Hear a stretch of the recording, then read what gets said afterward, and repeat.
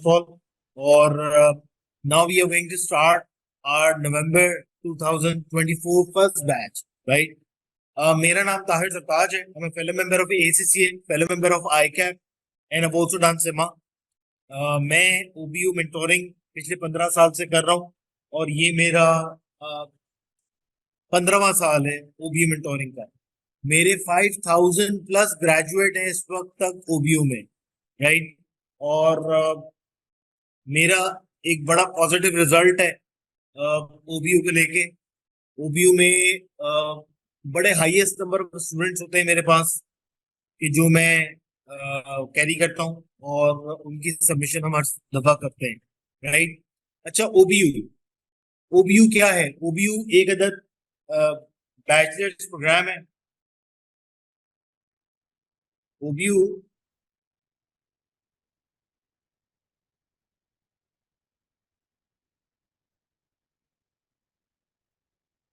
Is a bachelors program जो आपको F1 से F9 क्लियर करने के बाद मिलता है, ठीक है?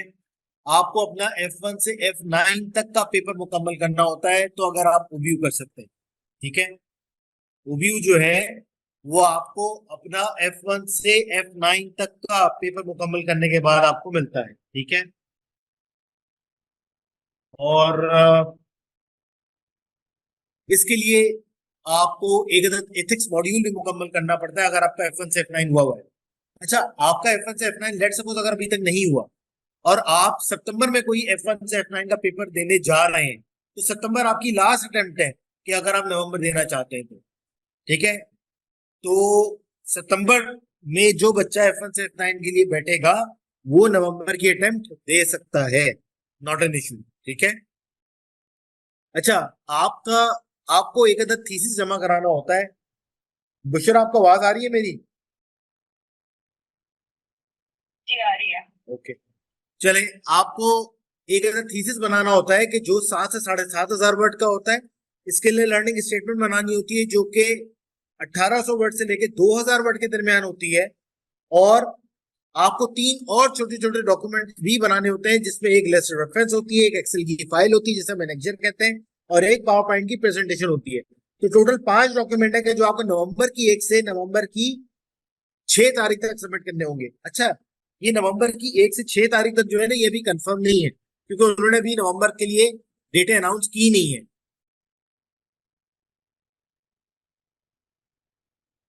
तो जैसे ही नवंबर की डेट्स आएंगी, लेकिन मोस्ट लाइकली यही डेट होगी क्योंकि जो नवंबर होती है ना, उसका जो फर्स्ट वेडनेसडे होता है, वेडनेसडे ही सबमिशन डेट होती है. तो नवंबर के महीने में देख लें पहली जो सबमिशन आएगी. अच्छा, ये जो आप लोग केएनएस वालों को जो नजर आ रहा है ना, ये पुरानी डेट नजर आ रही होगी क्योंकि ये प्रेजेंटेशन थोड़ी ओल्ड है, सही है? बट इस वक्त जो है हमारी जो डेट है वो नवंबर 1 से नवंबर 6 की सबमिशन होगी. और ये हमारा पीरियड 49 है. और आपका जो रिजल्ट है ये समवेयर नेक्स्ट ईयर मार्च की 20 तारीख के आसपास आएगा. मार्च 20 2025 तक आपका रिजल्ट आएगा, ठीक है? अच्छा, OBU की इस टाइम की जो फीस थी वो थी 495 पाउंड. OBU की इस टाइम की जो फीस थी वो देव अनाउंस न्यू शेड्यूल. अच्छा, माफ करना, पे मुझे नहीं पता, मैं देख लेता हूँ.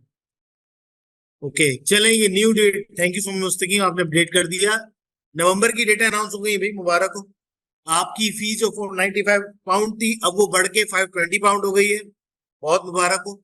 और आपको 520 पाउंड देनी पड़ेगी, ठीक है? अच्छा, जो फीस अनाउंस होती है वो 2 अटेम्प्ट की एक साथ होती है, यानी कि जो नवंबर 24 के लिए अनाउंस हुई है यही मई 25 के लिए भी होगी.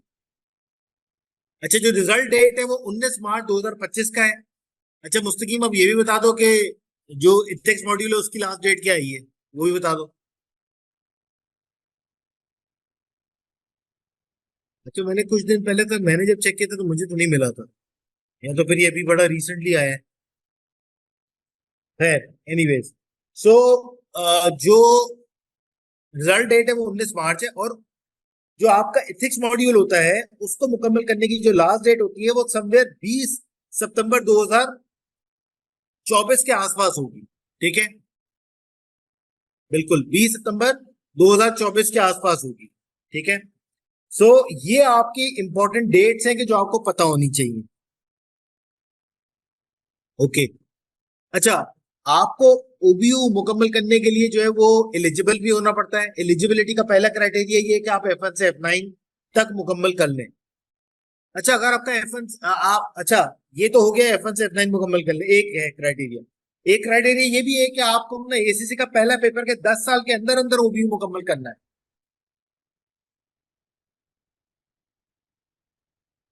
अच्छा, गुड। अवेश पूछ रहे हैं कि लास्ट डेट क्या है आपको ओबीयू की फीस पे करने की। देखें, सबमिशन टाइम पे ही आपको ओबीयू देना होता है। मेरा मतलब है सबमिशन सबमिशन जो है ना, वो आपकी जिस टाइम सबमिशन हो रही होती है वो आपको उस टाइम फीस देनी होती है ओबीयू की। सही है, सो आपको फीस भी उसी वक्त देनी होती है। अच्छा, इसमें एक ऑप्शन भी होता है, अगर आप फॉर एग्जांपल सितंबर में थीसिस दे रहे हैं और पैसे नहीं है आपकी जेब में, आपने थीसिस बना लिया है, तो आप उनको बोले जी ये थीसिस पकड़ो, पैसे मैं बाद में दे दूंगा, तो वो आपको रिजल्ट से 1 महीना पहले तक का भी टाइम देते हैं कि आप उस वक्त तक अपना जो है वो फीस पे ऑफ कर दें। ठीक है, so this is very important. अच्छा, आप लोग थोड़ा सा ये से पहले हौसला रखें, मैं आपको एक एक चीज समझाऊंगा, आप टेंशन नहीं लें, मैं यहां से कहीं नहीं भाग रहा। आप परेशान ना हो, मैं एक एक चीज बताऊंगा, आप लोग आगे पढ़ पढ़ के परेशान ना हो ये क्या लिखा हुआ है। तो मेरा काम है ये, मैं आपको पूरा बताऊंगा, टेंशन नहीं है। ठीक है, अच्छा, आपको अपना जो एसीसी है वो एसीसी की सॉरी ओबीयू जो है वो एसीसी की पहले अटेम्प्ट पे 10 साल के अंदर अंदर मुकम्मल करना होता है। ओबीयू जो है वो एसीसी की पहली अटेम्प्ट के 10 साल के अंदर अंदर मुकम्मल करना है। अगर आपके 10 साल क्रॉस हो गए, यानी कि एक पहला पेपर मैंने दिया दिसंबर 13 में, तो 13 के बाद अब 10 साल क्रॉस हो चुके हैं, क्योंकि जाहिर बात है दिसंबर 13 के हिसाब से नवंबर 2023 मेरी लास्ट अटेम्प्ट थी। तो अब क्या होगा, देखिए, अगर आपके 10 साल क्रॉस हो गए हैं तो फिर दो कंडीशन ऐसी है कि जिसके हिसाब से आप एलिजिबल हो सकते हैं। या तो आप एसीसी के मेंबर हो, एक्टिव मेंबर, या फिर आपने आज से पिछले 5 साल में एसीसी के को 3 पेपर क्लियर किए हैं। यानी कि दिसंबर आज का मतलब कि आज हम जून 24 में बैठे हैं ना, तो आज से पिछले 5 साल, यानी कि समवेयर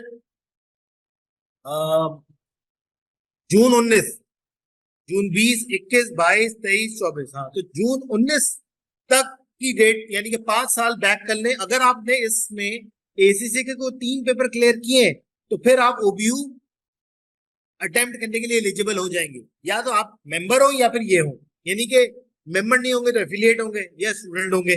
जी बुशरा बताइए।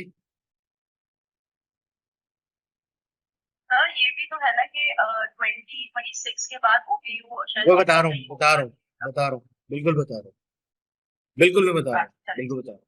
ठीक है, तो एक तो ये कि 10 साल के अंदर अंदर आपने ये मुकम्मल करना है। तो ये दो हमारे इंपॉर्टेंट क्राइटेरियाज हैं एलिजिबिलिटी के। अच्छा, एक अफसोसनाक खबर ये है कि ओबीयू खत्म होने जा रहा है, जैसा अभी ये बुशरा ने बताया कि भाई ओबीयू खत्म होने जा रहा है मई 26 के बाद। मई 26 के बाद कोई ओबीयू नहीं होगा। ये हमारी अब नवंबर मिला के 4 अटेम्प्ट रह गई हैं, नवंबर 24, 25 की दो और 26 की मई, तो आपके पास टोटल 4 अटेम्प्ट है। इन 4 अटेम्प्ट में आपने ओबीयू देना है और क्लियर भी करना है, आई मीन टू से।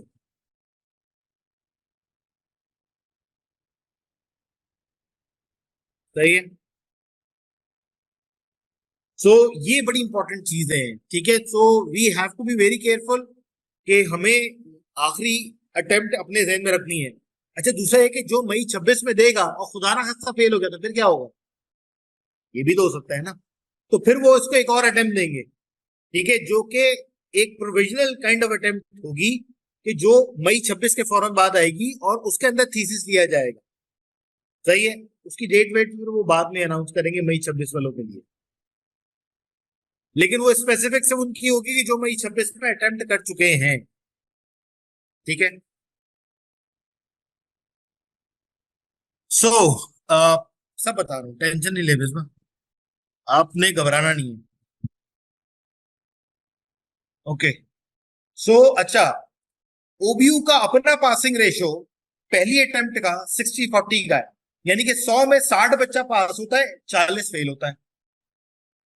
एक बात तो ये समझ लें, मेरा क्या रेशियो है मैं बाद में बताऊंगा, ठीक है, and you will be happy to know that. But ये ओबीयू का पासिंग रेशियो है, लेकिन ये 60 अभी है, ये 60 से पहले 50 था और 50 से पहले 40 था। मतलब कि 100 में 40 बच्चा पहले पास होता था और 60 फेल होता था, ठीक है। और ये ratio over the period of years change हुआ है। तो 2010 वर्ष के अगर आपके पास इंफॉर्मेशन पैक होंगे जो ओबीयू का अपना डॉक्यूमेंट है, तो आपको वहां देख रीड करें तो पता लगता है कि भाई कि पहले 40% था, फिर वो ऐसे ऐसे 50 हुआ, एंड देन अब 60 पे आ गया है। ओके। अच्छा, जो आपने रिपोर्ट बनानी है, आपने जो रिपोर्ट बनानी है वो उसमें ग्रेड असाइन होंगे, A grade, B grade, C grade, ठीक है। आपकी रिपोर्ट का ग्रेड और आपके F4 से F9 के एवरेज मार्क्स ये बताएंगे कि जो आपकी डिवीजन क्या बनेगी, ठीक है। तो आप अपने सामने देख सकते हैं, आपके सामने एक टेबल आ रहा है कि जिसमें लेफ्ट साइड पे F4 से F9 के एवरेज मार्क्स हैं। ये F4 से F9 है, F1 F2 F3 नहीं आएगा, ठीक है। तो आपके F4 से F9 के एवरेज मार्क्स लेफ्ट साइड पे आ रहे हैं और आपके सामने पॉसिबिलिटीज आ रही है कि जी F4 से F9 के जो एवरेज मार्क्स है उस पर क्लास ऑफ डिग्री यानी कि डिवीजन क्या बन सकती है, सही है। तो आप अगर देखें तो मैं आपकी दो एक्सट्रीम्स आपके लिए पढ़ देता हूं कि अगर आपके एवरेज मार्क्स 68 एंड अबव है F4 से F9, अब आप रिपोर्ट में ए लें, बी लें या सी लें, आपको फर्स्ट डिवीजन मिलेगी। और अगर ये आपके एवरेज मार्क्स 50 से लेकर 52 है, यानी कि आपने कभी जिंदगी में कोई लालच नहीं की, आपने कहा पापा 50 वाला भी पास है तो 100 वाला भी पास है, ठीक है, और आपने अपने आप को 50 से 52 की ब्रैकेट में रखा है, तो आप उसमें थर्ड डिवीजन, मतलब ओबीयू आपको उसकी थर्ड डिवीजन देगा, डिग्री। अच्छा, अब लोग परेशान हो जाते हैं क्या कि फॉर एग्जांपल मैं 52 पे लेट्स सपोज, ठीक है, अब मैं बोलूं यार मैंने एक लेके क्या कर लेना है क्योंकि मिलेगा तो मुझे third division he, why should I go for a, फिर मैं सी लूं। ये बात नहीं है। एक बात ध्यान में रखिएगा कि आपकी इस डिग्री की बेस पे अगर आप कहीं मास्टर्स का एडमिशन लेने जाएंगे तो वो खाली ये नहीं देखेगा कि आपकी डिवीजन क्या है, वो ये भी देखेगा कि आपके रिपोर्ट में ग्रेड क्या है। वो आपका थीसिस भी हो सकता है आपसे ले, वो आपका एकेडमिया भी चेक करेगा, प्रोफेसर के मार्क्स भी चेक करेगा, वो आपको भी ऊपर से नीचे तक पूरा चेक करेगा और फिर आपको एडमिशन देगा। सो ये बात ध्यान में रखिएगा कि अगर आपका जो F4 से F9 है वो अनडूएबल है, वो उसमें अंडू की कोई कमांड नहीं है, ठीक है, वो तो हो चुका, सही है। तो अब क्या करेंगे भाई, तो अब आप रिपोर्ट में जान लगा लें, ठीक है, क्योंकि देखें जो यूनिवर्सिटी है या जो डिग्री है वो थर्ड डिवीजन वाले को भी वही मिलती है जो फर्स्ट को मिलती है, और थर्ड डिवीजन वाले को भी बहुत सारी यूनिवर्सिटी जो है मास्टर्स का एडमिशन देती है। ऐसा नहीं है कि दुनिया आपके लिए फना हो जाएगी, ठीक है। अच्छा, अगर आपका F4 से F6 तक एग्जाम्प्ट है, आप सीए बैकग्राउंड से आए, ठीक है, तो आपका एवरेज जो है फिर F7 F8 F9 की बेस में बनेगा, ठीक है। आपका एवरेज फिर F4 F7 sorry F7 F8 F9 की बेस पे बनेगा। ओबीयू लेने के क्या एडवांटेजेस है, देखिए ओबीयू लेने के एडवांटेजेस ये हैं कि ओबीयू जो है इसकी बेस पे आप मास्टर्स कर सकते हैं with in Pakistan and out of Pakistan both. ये इस पे एचईसी की इक्विवेलेंस है 3 साल की, ठीक है। पहली बात तो ये कि ओबीयू 3 साल की इक्विवेलेंट या 3 साल का मास्टर्स होता है, 3 साल का बैचलर होता है, ठीक है। और दुनिया भर में बैचलर होते भी 3 साल के ही हैं। ये तो हम निकम्मे हैं पाकिस्तान में बैठे हुए जो 4-4 साल के बैचलर्स कर रहे हैं, वर्ल्ड वाइड बैचलर होता ही 3 साल, सही है। तो इस बैचलर्स की बेस पे आप वर्ल्ड वाइड कहीं भी जाके अपना मास्टर्स कर सकते हैं। ये बैचलर्स यहां तक कि यूएस की यूनिवर्सिटीज में भी एक्सेप्टेबल है। अच्छा, बैचलर देने के दो मकसद होते हैं, एक बात ध्यान में रखिएगा, एक तो ये कि मुझे वीजा मिल जाए, क्योंकि अगर आपको पाकिस्तान से बाहर नौकरी लेनी है तो वीजा की रिक्वायरमेंट होती है, वीजा की पहली रिक्वायरमेंट ये होती है कि बैचलर हो, तो ये बैचलर उस वीजा के लिए भी एक्सेप्टेबल होता है, सिवाय दो कंट्रीज के। एक तो मुझे पहले का पता था, वो सऊदी अरब का है कि सऊदी अरब में ये बैचलर एक्सेप्टेबल नहीं होता, ठीक है। पता नहीं उनको किसी गधे ने बोला है कि ये तो आपने जो है वो जाके पढ़ा थोड़ी है, तो भाई मैंने एसी से कौन सा जाके वहां पे जाके यूके में पढ़ा है, वो भी तो मैं डिस्टेंस लर्निंग पे कर रहा हूँ। तो ये कहते हैं ये डिस्टेंस लर्निंग है, अब भाई ये डिस्टेंस लर्निंग है तो वो भी डिस्टेंस लर्निंग है जो आपने एसी से की है। बहरहाल उनको थोड़ा मुश्किल से आती है समझ में। और अभी मैंने रिसेंट ये सुना है कि दुबई के अंदर भी इसके ऊपर या यूएई के अंदर भी इसके ऊपर इशू आया है, लेकिन यूएई वाली बात मेरी भी सुनी सुनाई है, मुझे इसकी कंफर्मेशन नहीं है, ठीक है। लेकिन इसकी बेस पे आप अपनी एजुकेशन की असेसमेंट इमिग्रेशन की भी करवा सकते हैं, और रेस्ट ऑफ द वर्ल्ड में जहां भी आपको कहीं नौकरी मिलेगी वहां ये degree as a bachelor acceptable होगी, अदर देन ये दो कंट्रीज की। यूनिवर्सिटी इन पाकिस्तान, लो बहुत सारी है। मेरे कितने स्टूडेंट है जिन्होंने आईओपीएम से किया हुआ है, इसकी बेस पे जेबिस से किया हुआ है, माजू है। मतलब देखें, एक बात समझे, इक्विवेलेंस आपकी ओबीयू की एचईसी दे रहा है। एचईसी एक रेगुलेटरी बॉडी है, उसने कहा कि 3 साल है तो सबको मानना पड़ेगा 3 साल है। अब कोई यूनिवर्सिटी कहे नहीं कि आप 4 साल का लेकर आए, तो भाई ये 4 साल नहीं, ठीक है। अच्छा, जो जिन यूनिवर्सिटीज की ये डिमांड होती है ना कि जी हमारे यहाँ तो 4 साल बैचलर होता है, वो क्या करते हैं, एडमिशन वो भी दे देते हैं, मगर वो मास्टर्स एक्सटेंड कर देते हैं, वो मास्टर्स की का ड्यूरेशन एक्सटेंड कर देते हैं। फॉर एग्जाम्पल, आप 4 साल में 2 साल का मास्टर है तो आपका 2.5 का होगा, क्योंकि आपने यहां पर 1 साल कम किया है, ठीक है। बहुत अच्छा सवाल किया है मुस्तफा ने, वो पूछे कि वेस्ट की इक्विवेलेंस का आपको पता है। वेस्ट की इक्विवेलेंस मैंने खुद ने अप्लाई की हुई, मेरे पास पड़ी हुई भी है, और वो मैंने ओबी और एसीसी की बेस पे की थी। अच्छा, मेरे पास डिग्रियां बहुत है, मेरे पास एसीसी भी है, सिग्मा भी है, आईकैप भी है, तो मुझे और ये भी है। तो मैंने अप्लाई जो किया था वो एसीसी की बेस पे किया था और ओबीयू की बेस पे किया था, जो मुझे गाइड किया गया था। तो मुझे आराम से जो है वो उन्होंने 4 साल की इक्विवेलेंस जो है वो दे दी थी।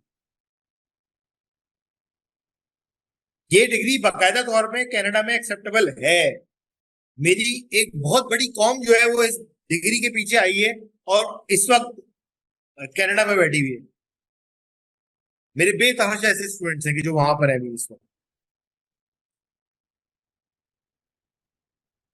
Can be also apply for masters in UK without OBU?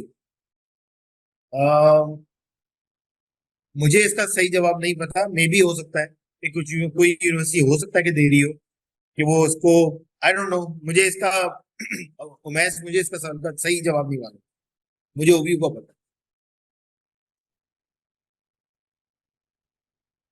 नहीं, ऐसा नहीं हो सकता सदाबास कि आपने 52 मार्क्स लिए हुए और आप खतरनाक किस्म की रिपोर्ट बना के दें और आप कहेंगे नहीं इस पे फर्स्ट क्लास है, तो ऐसा नहीं हो सकता।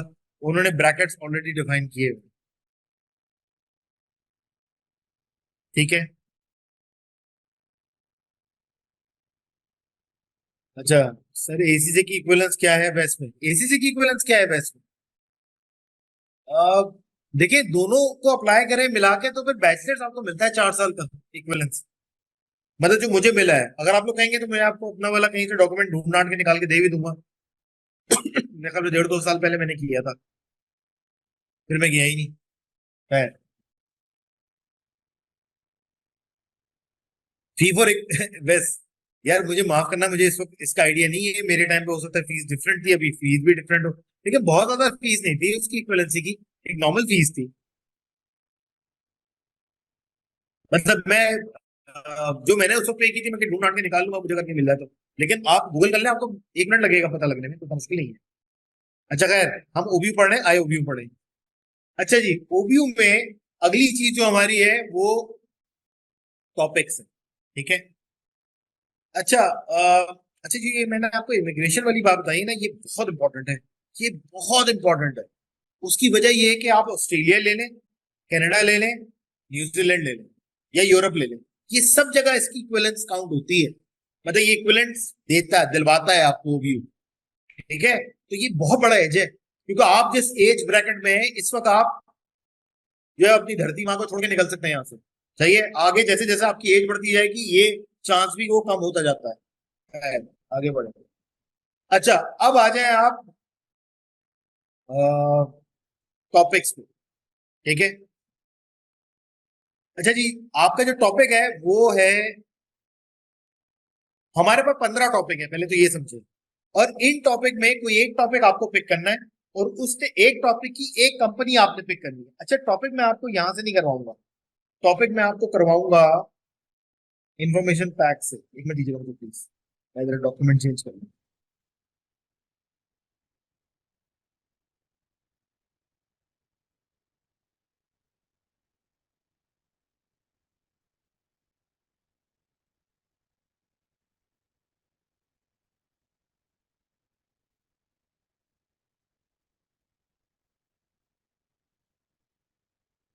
हाँ, एक मिनट।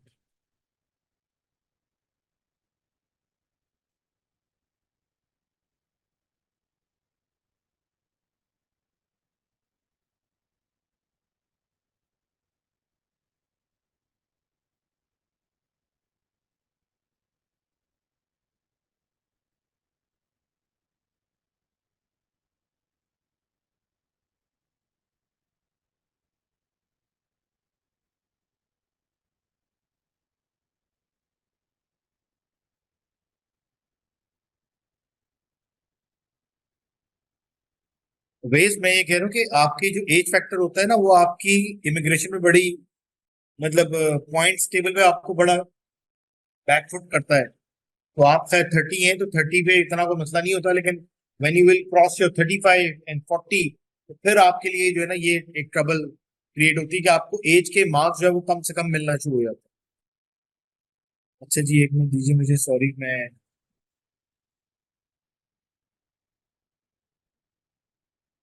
अच्छा, ये आप लोगों के सामने टॉपिक के नाम आ रहे हैं। टॉपिक का पहला टॉपिक है हमारे पास, analyse and evaluate the impact on the business and financial performance of an organisation of an expect of organisation performance management system. आपको एनालाइज करना है किस चीज को? आपने एनालिसिस परफॉर्म करना है कि ऑर्गेनाइजेशन का जो परफॉर्मेंस मैनेजमेंट सिस्टम है, यानी कि आपने किसी किस्म का budget versus actual, standard standard versus actual, किसी एस्टिमेटेड वर्सेस एक्चुअल, इस तरह का कोई एस्टिमेट, कोई मॉडल अगर आप यूज कर रहे हैं, तो या कोई कॉस्टिंग टेक्निक आप यूज कर रहे हैं, like for example ABC costing, marginal costing, absorption costing, अगर आप ये इस्तेमाल कर रहे हैं, या फिर आप जो है वो एनवायरमेंटल परफॉर्मेंस मैनेजमेंट सिस्टम अगर कहीं इस्तेमाल कर रहे हैं, तो इनको इवेलुएट करना। अच्छा, एक बात ध्यान में रखें, यहाँ पे बहुत सारे टॉपिक आपको ऐसे मिलेंगे कि जिसके अंदर आपके पास इंटरनल इंफॉर्मेशन का एक्सेस होना जरूरी है। इंटरनल इंफॉर्मेशन मतलब कंपनी के अंदर की इंफॉर्मेशन, यानी कि जो इंटरव्यू कंडक्ट करके हासिल होती है, या वहां पर कोई इंटरव्यू कंडक्ट करें, या फिर क्वेश्चन डिस्ट्रीब्यूट करें,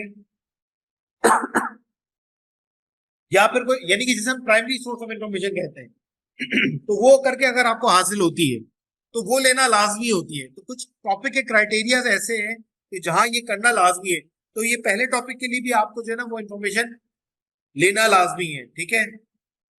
तो इस टॉपिक के लिए भी वो होना लाजमी है। तो अगर तो आपका कोई मामा चाचा बैठा हुआ है किसी कंपनी में, वो तो ठीक है, और अगर नहीं है तो फिर ये काम करना किसी हद तक मुश्किल होता है, ठीक है। अच्छा, अब आ जाए topic number two. Topic number two है analyse and evaluate the impact, positive और negative, of an internal digital और technological innovation on the operation and financial performance of an organisation. अगर आपके यहाँ कोई टेक की डेवलपमेंट हुई है, कोई डिजिटल डेवलपमेंट हुई है, या कोई टेक्नोलॉजिकल डेवलपमेंट हुई है, ठीक है, कोई इनोवेशन हुई है, कोई नया आपने कोई कुछ भी मतलब किया है, तो आप इस चीज के इम्पैक्ट को एवेल्युएट करें। यानी कि फॉर एग्जांपल आपने कोई नई प्रोडक्ट लॉन्च की है, सही है, फॉर एग्जांपल टोयोटा कहता है कि जी अब हम इलेक्ट्रिक कार में आ रहे हैं, या कोई और कंपनी कहती है, होंडा कहती है, या कोई वॉक्सवैगन कहती है कि हम ये काम कर रहे हैं। तो आपने, अब जाहिर बात है ये एक टेक्नोलॉजिकल डेवलपमेंट है, तो इसको इम्पैक्ट को इवेलुएट करना है। या आप ना कोई प्रोसेस ऑटोमेट कर दें, या आप अपने कस्टमर को या सप्लायर के लिंक्स को ऑटोमेट कर दें, ठीक है, या अपने यहाँ कोई सॉफ्टवेयर अपडेट कर दें, ठीक है, या हार्डवेयर अपना लेके कोई अपडेट कर दें। तो इन चीजों की जो चीज है, ये जो चीज है, ये आपको लेके इम्पैक्ट इसका इवेलुएट करना है। सदाबा जरा थोड़ा सा वेट कर लें, ये सारी बातें मैं आपको आगे जाके बताऊंगा, ठीक है बेटे। एवरेज मार्क्स में पास फेल होंगे, पास काउंट होगा, फेल क्यों काउंट होगा आपका? अगर फेल होगा तो फिर आप फेल होंगे ना, वो फिर F1 से F9 तो इसका मतलब मुकम्मल ही नहीं है आपका, तो सिर्फ पास ही इम्प्लीमेंट काउंट होता है। सैम इम्प्लीमेंट हुआ है, या कोई भी आपके सॉफ्टवेयर इम्प्लीमेंट हुआ है, तो उसको लेके आप इवेलुएट करेंगे। लेकिन इस काम के लिए भी अगेन आपको जो है वो इंटरनल इंफॉर्मेशन का एक्सेस होना लाजमी है, ठीक है। अब आ जाए आप टॉपिक नंबर 3 पे। टॉपिक 3 है analyse and evaluate the impact on the financial performance of an organisation of a recent change imposed by regulatory environment. अगर आपके यहाँ किसी किस्म का कोई रेगुलेटरी इन्वायरमेंट में चेंज आया है, लाइक फॉर एग्जाम्पल आपके यहाँ कोई टैक्सेशन के रेट्स में चेंज आया है, कोई अकाउंटिंग स्टैंडर्ड चेंज हुआ है, कोई इंडस्ट्री स्पेसिफिक रेगुलेशन चेंज हुई है, तो उसका इम्पैक्ट क्या है उसको वैल्यूएट करें। अच्छा, टॉपिक 3 के लिए इंटरनल इन्फॉर्मेशन होना कोई लाजमी नहीं है, अगर हो तो बहुत अच्छी बात है, नहीं है तो नहीं है। ठीक है।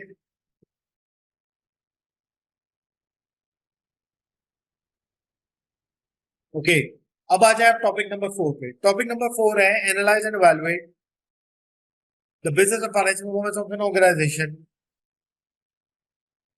which has performed exceptionally poorly over 3 years period with a critical analysis of the reasons for its difficulties। आपको एनालाइज करना है, evaluate करना है किस चीज को, कंपनी की फाइनेंशियल और बिजनेस परफॉर्मेंस दोनों को। ठीक है, एक ऐसी कंपनी कि जिसने एक्सेप्शनली पुअर परफॉर्म किया है 3 सालों में, और क्रिटिकली एनालाइज करना है कि भाई कि उसने आखिर ऐसा किया क्यों। ठीक है, ये बहुत इंपॉर्टेंट टॉपिक है, बहुत सारे बच्चे ये टॉपिक पिक करते हैं। मेरे पास 99% बच्चा ये टॉपिक 4 और 5 यही पिक कर रहा होता है, क्योंकि ये फाइनेंशियल एनालिसिस का, इसके ऊपर इंफॉर्मेशन एक्सेस करने के लिए आपको इंटरनल इंफॉर्मेशन की कोई रिक्वायरमेंट नहीं है, यानी आपको कोई इंटरव्यू कंडक्ट नहीं करना, आपको कोई क्वेश्चन डिस्ट्रीब्यूट नहीं करना, कुछ नहीं करना। ठीक है, so this is very important topic. अच्छा, जो टॉपिक 5 है ना, मैं पढ़ देता हूँ, वो टॉपिक 4 का बिल्कुल उलट है। अब सुने कैसे। अब नीचे देखें, लिखा हुआ है analyse and evaluate the business and financial performance of an organisation which has perform exceptionally well. ऊपर क्या है, एक्सेप्शनली पुअर। सेकंड लाइन में देखें, एक्सेप्शनली पुअर लिखा है, जी बिल्कुल लिखा है। तो जो ऊपर एक्सेप्शनली पुअर है, नीचे एक्सेप्शनली वेल है। ठीक है, over 3 years period with a critical analysis of the reasons for its success।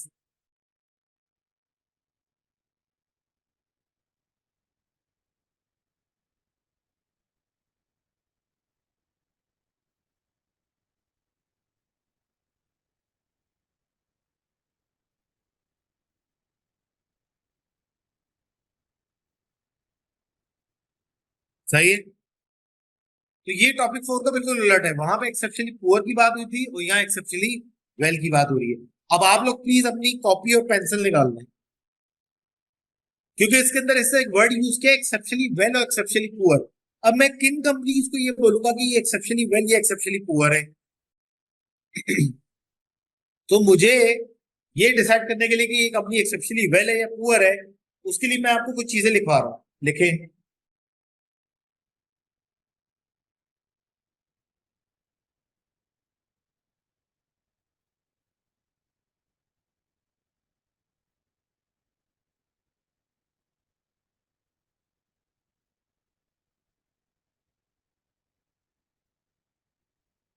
सही है, तो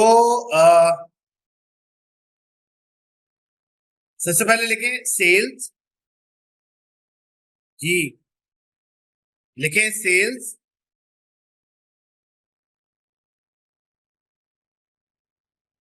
GP margin, sales, GP margin, NP margin, market price, EPS, ROCE. ये रिकॉर्डिंग, पहली बात तो ये रिकॉर्डिंग नहीं होती, अगर हो रही है तो ये कभी भी नहीं मिलेगी। आप, मेरी क्लासेस सिर्फ लाइव होती है, कोई रिकॉर्डिंग अवेलेबल नहीं होती। तो प्लीज आप लोग ये बात ध्यान में रखिएगा कि जो नोट कर रहे हैं वो अभी करेंगे। ठीक है, ओबीयू में कोई रिकॉर्डिंग नहीं होती, अगर ओबीयू में रिकॉर्डिंग हुई तो मैं मारा जाऊंगा। इसकी क्या वजह है ये मैं अभी नहीं बताऊंगा, बाद में बताऊंगा, लेकिन ओबीयू में रिकॉर्डिंग नहीं होती, पॉइंट टू बी नोटेड। अच्छा, मैं आपको बता रहा हूं, sales, GP margin, NP margin, market price, earning per share यानी कि ईपीएस, और return on capital employed that is Ross.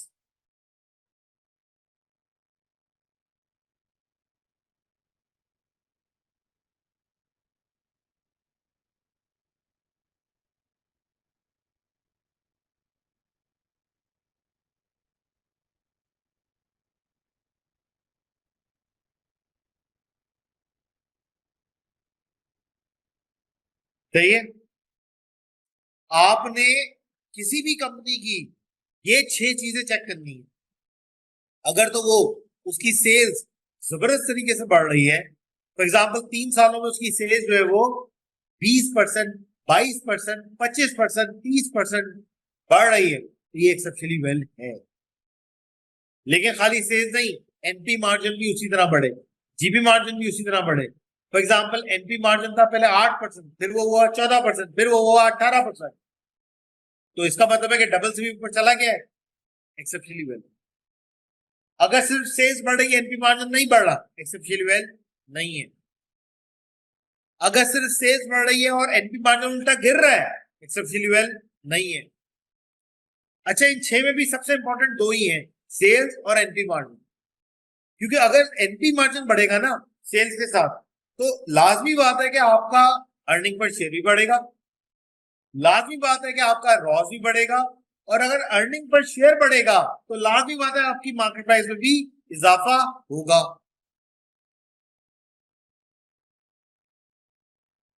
ये मेरी बात समझ में आई है सबको? ये बहुत इंपॉर्टेंट बातें बता रहा हूं, अपने कान पूरे तरीके से खोल के सुन लें। अगर सेल्स बढ़ रही है और एनपी मार्जिन भी बढ़ रहा है और बहुत जबरदस्त बढ़ रहा है, तो ही एक्सेप्शनली वेल है। फॉर एग्जाम्पल सेल्स बढ़ गई 20-25, लेकिन एनपी मार्जिन है 6%, 8%, 10%, बकवास कंपनी है। 6%, 10%, 14% एक्सेप्शनली वेल है। ठीक है, 10%, 12%, 18 या 10%, 12%, 14% एक्सेप्शनली वेल नहीं है, एक्सेप्शनली वेल नहीं है। हाँ, अगर सेल्स बढ़ गई 20-25 और एनपी बढ़ गया, पहले वो 30 पे था, फिर वो 31 हुआ, फिर वो 32 हुआ, तो भाई वो पहले 30 पे है और कंपेटिटर उसका उसका आधा भी नहीं है। उसका एनपी मार्जिन बहुत कम है, लाइक वो 14% है, 15 है, 11 है, 12 है, 18 है, 14 है, 16 है, तो फिर ये एक्सेप्शनल वेल में आएगी। क्योंकि आप अपने कंपेटिटर के हिसाब से देखो तो आप 30% पे हो, आप 31 पे हो, आप 32 पे हो, आप 28 पे हो, आप 29 पे हो, तो आप एक बड़ा बड़ा मार्जिन लेके बैठे हैं अपने कंपेटिटर के हिसाब से। दूसरा, ये एक बात हो गई मुकम्मल। दूसरी बात कि भाई अगर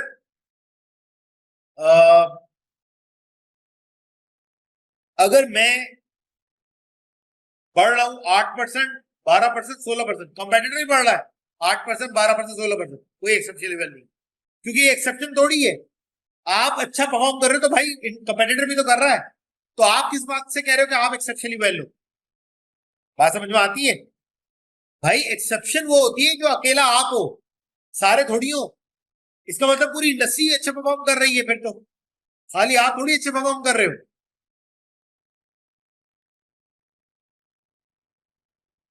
एम आई क्लियर? क्या मेरी बात आप लोगों को समझ में आ रही है हजरात? क्या आपको मेरी बात समझ में आ रही है कि भाई अगर मैं बहुत जबरदस्त परफॉर्म कर रहा हूं, जरूरी नहीं कि कंपेटिटर भी जबरदस्त करे। अगर कंपेटिटर भी जबरदस्त कर रहा है तो भाई ये फिर ये कंपेटिटर जो है, ये तो फिर आप और कंपेटिटर में फर्क क्या रह गया? दोनों ही अच्छा कर रहे हैं, तो आप एक्सेप्शन तो ना हुए। पता चला आप भी 30 में, 30, 31 बत्ते, कंपेटिटर भी 30, 31 बत्ते, तो भाई दोनों ही अच्छे हैं, कोई एक्सेप्शनली वेल नहीं है, एंड वाइस वर्सा। जाहिर बात है, आप वरना कहां से निकालेंगे? जब रेशियो नहीं कैलकुलेट करेंगे तो कहां से पता लगेगा? ऑब्वियस ही बात है, आपको रेशियो कैलकुलेट उसके भी करने हैं। सही है, यही 5 चीजें कंपेटिटर की भी करनी, कंपनी की भी करनी, कंपेटिटर की भी करनी, 5 या 6 जो भी है।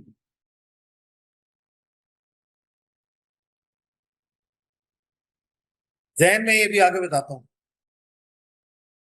सही है, आप लोग एक बात मुझ पे भरोसा रखें कि जब मैं ये क्लास छोड़ के जाऊंगा ना, तो आपके जहन में कोई सवाल नहीं होगा, या जो होगा वो मैं कम से कम आपको पूरा करके मतलब करके जाऊंगा। सवाल और टेंशन नहीं ले, मैं यही बैठा हूं। मैं भागने वालों में से नहीं हूं। सही है। ओके, चले मूव ऑन। सो अच्छा, खाली ये नहीं कि अच्छा, इसको लेके लोग करते भी ये कि हर कंपनी को उठा के पांच पांच पांच पांच पांच पांच चीजें निकालना शुरू कर देते हैं। ये नहीं करना, ये नहीं करना। आपने जो है वो सिर्फ, एक मिनट दीजिएगा प्लीज, एक मिनट दीजिएगा प्लीज।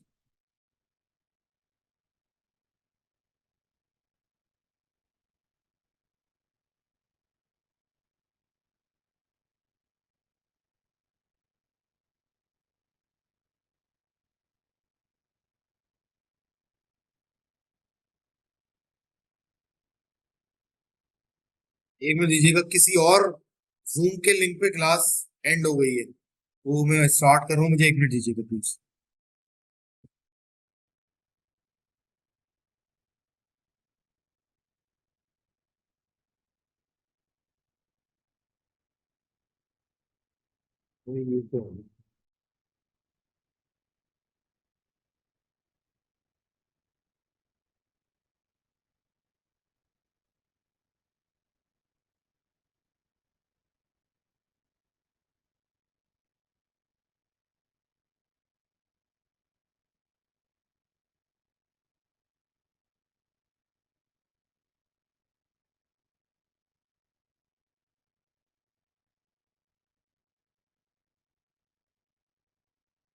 एक मिनट दीजिएगा प्लीज।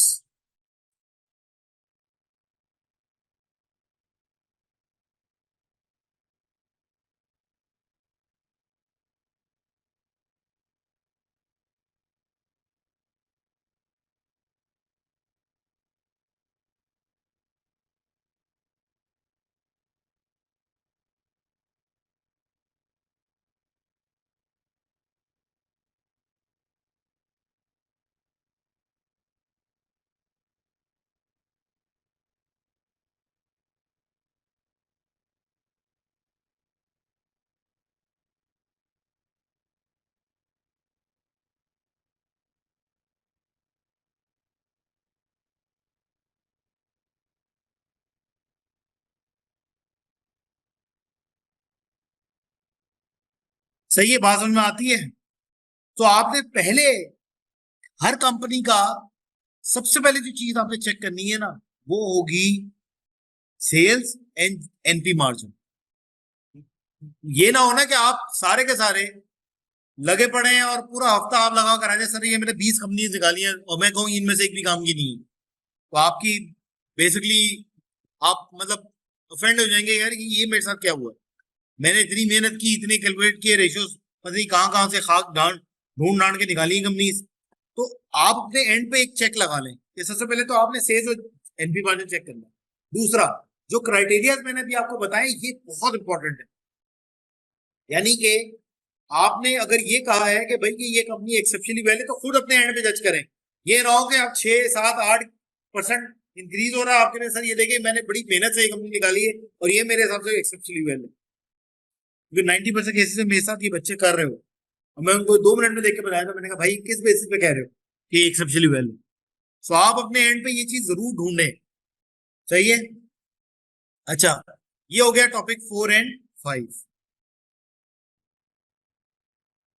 अब आ जाए टॉपिक नंबर 6 पे। टॉपिक नंबर 6 है analyse and evaluate the effectiveness of key factors that have an impact on employ in an organisation. ठीक है। सो आपने यहाँ पे ऐसे फैक्टर्स आइडेंटिफाई करना है कि जिसका एम्प्लॉय के ऊपर इंपैक्ट हो। एम्प्लॉय पे इंपैक्ट किन चीजों का हो सकता है? सैलरी का, वर्किंग एनवायरनमेंट का, पोस्ट रिटायरमेंट बेनिफिट्स का, कल्चर में इंक्लूसिवनेस का। लाइक फॉर एग्जांपल, अगर आपके यहाँ कोई लेडी है, उनको कहीं काम करना है और पता चला भाई वहां सारे के सारे सिर्फ मेल है, फीमेल है ही नहीं, तो वो रिलेक्टेड होंगी वहां पे काम करने में। लेकिन अगर आपके यहाँ एक जेंडर डाइवर्सिटी प्रॉपर है, तो डेफिनेटली वो she will be more, she will feel herself more comfortable to do that, right? to join that company. So ये सारी चीजें हमें ध्यान में रखनी है। पहले तो एबीसी वाले अपना नाम बताओ। ये एबीसी यकीनन आपका नाम नहीं होगा, ठीक है बताता हूँ। आ गए जी आप टॉपिक 6 पे। 6 समझ में आ गया? अच्छा 6 के लिए 6 टॉपिक बड़ा अच्छा है, लेकिन इस काम को करने के लिए आपको कंपनी की इंटरनल इंफॉर्मेशन का एक्सेस होना लाजमी है, यानी कि प्राइमरी सोर्स होना लाजमी है। अच्छा ये एक ऐसा टॉपिक है कि जिसपे भी कुछ बच्चे हर अटेम्प्ट में 1-2 बच्चे बनाने की कोशिश लाजमी करते हैं। अब आ जाए आप टॉपिक नंबर 7 पे। टॉपिक 7 है research and organisation that has undergone a major change, analyse and evaluate. अच्छा यहाँ से पहले तो ये जो आपने क्वेश्चन पूछा ये ऑल करके पूछो, ताकि बाकी लोगों को भी पता लगे, और आप लोग अपने क्वेश्चन जो है ना वो ऑल करके पूछें, ताकि और भी लोगों को जो है ना ये इसकी अंडरस्टैंडिंग हो कि भाई कि क्या पूछे जा रहा है। तो research and organisation that has undergone a major change, topic 7 की बात कर रहा हूं। Analyse and evaluate whether the change has a positive impact on the organization, positive impact on business and financial performance. ठीक है, तो अगर आपके ऑर्गेनाइजेशन में कोई मेजर चेंज हुआ है, मेजर चेंज का क्या मतलब है भाई? मेजर चेंज का मतलब है कि फॉर एग्जांपल कोई मर्जर एक्विजिशन हुआ है, कोई स्पिन ऑफ हुआ है, कोई डीमर्जर हुआ है, कोई कोई रीस्ट्रक्चरिंग हुई है, ठीक है, कुछ भी हुआ है तो आप उसको लेके इवैल्यूएट करेंगे। तो किसी भी फॉर्म में बिजनेस कॉम्बिनेशन का कोई भी अरेंजमेंट हुआ है, या फिर यहां तक कि आपने कोई नई मार्केट में कहीं नए सेक्टर में कदम रखा है, तो उसके इंपैक्ट को आप इवैल्यूएट करेंगे। सही है?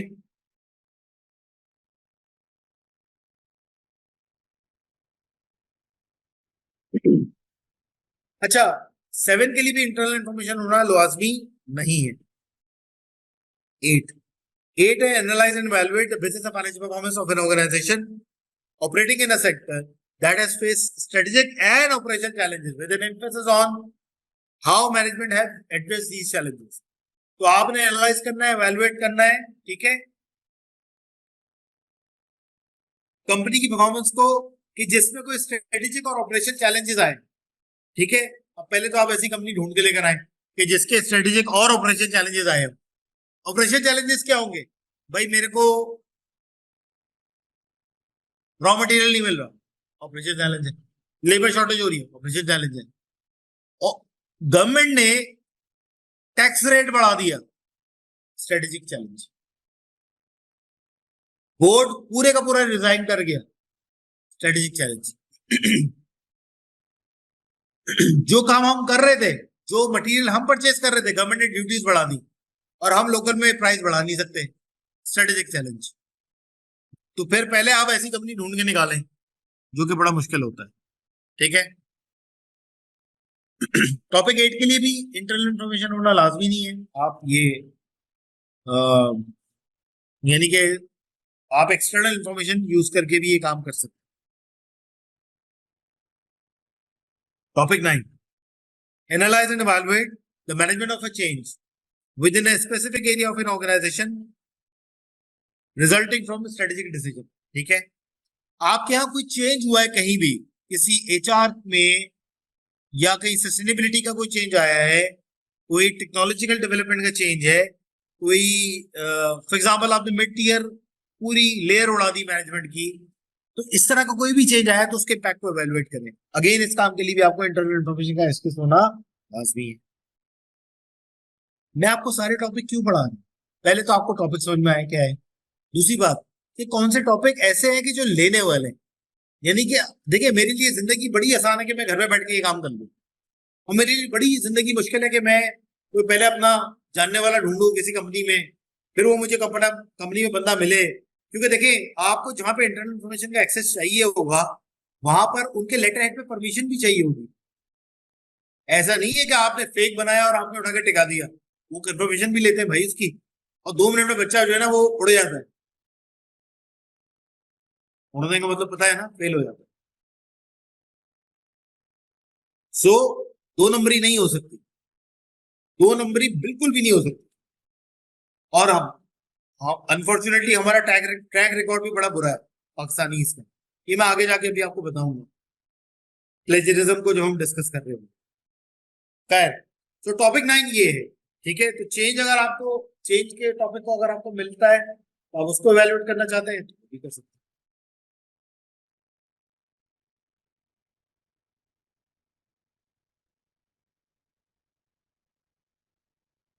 सही है। अब आ जाए आप 10 पे।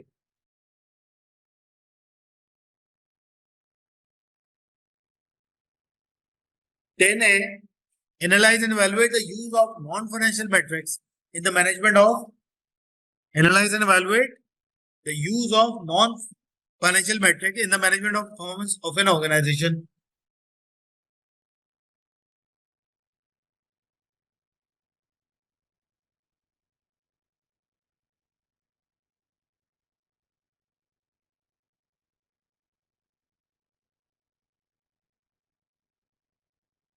ठीक है, आपको जो है वो, आपके यहाँ कोई नॉन फाइनेंशियल मैट्रिक्स अगर कोई इवेल्युएशन के लिए अगर यूज की जाती है परफॉर्मेंस वैल्यूएशन के लिए, तो आप उसको लेके एनालाइज करें।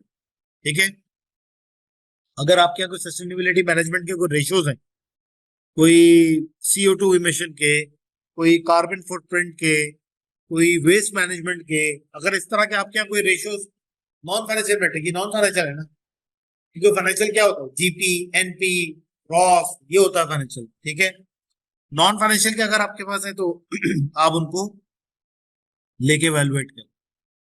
फिर इन्वायरमेंटल परफॉर्मेंस मैनेजमेंट अगर कोई है, या कोई रिस्क मैनेजमेंट है, तो आप उसको लेके वैल्यूएट करें। ठीक है, सो ये बड़ी इंपॉर्टेंट चीज है। अब आज आप 11 पे, analyse and evaluate how an organization has managed the use of a data to inform business management performance and achieve strategic advantage. Consideration must be given to how the ethics of the data is managed. आजकल दुनिया में एक बहुत जबरदस्त किस्म की चीज चल रही है, वो है रिसर्च। और रिसर्च के लिए जो ऑर्गेनाइजेशन इस्तेमाल की जा रही है वो सोशल मीडिया है। सोशल मीडिया के प्लेटफॉर्म से डाटा इकट्ठा किया जा रहा है कि आजकल लोग क्या चीज रिसर्च कर रहे हैं।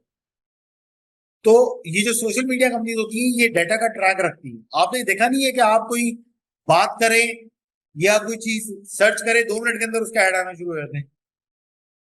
तो अब मोबाइल एप्लीकेशन में ये, मोबाइल में ये फीचर्स दे दिए गए हैं कि वो आपकी बातें सुनता भी है और उसके हिसाब से आपको, मतलब ये क्या है, मार्केटिंग है। ठीक है, तो आपके यहाँ अगर ऐसा कुछ हो रहा है कि आप डाटा का इस्तेमाल कर रहे हैं, ठीक है, अपने स्ट्रेटेजिक एडवांटेज के लिए, ठीक है, जो कि आजकल कंपनीज कर रही हैं, तो इस चीज को लेके वैल्यूएट करें। लेकिन यहाँ पे इंपॉर्टेंट एक्सपेक्ट ये है कि आपको डेटा का इस्तेमाल कैसे, यानी कि एथिक्स ऑफ द डेटा, यानी कि आपने 1 नंबर तरीके से डेटा लिया है या 2 नंबर तरीके से डेटा लिया है, इसकी चीज को भी वैल्यूएट आपको करना है। Topic 12, analyse and evaluate the effectiveness of expect of control environment within an organization। आपके यहाँ कंट्रोल एनवायरनमेंट किस तरह से ऑपरेट कर रहा है। ठीक है, यानी कि आप, कंट्रोल एनवायरनमेंट किससे होता है, कंट्रोल एनवायरनमेंट आपके इंटरनल फंक्शन से होता है, कंप्लायंस के फंक्शन से होता है, फाइनेंस के फंक्शन से होता है, ठीक है, रिस्क मैनेजमेंट के फंक्शन से होता है, या कोई कोई गवर्नेंस का डिपार्टमेंट आपके यहाँ बना हुआ है तो उससे होता है।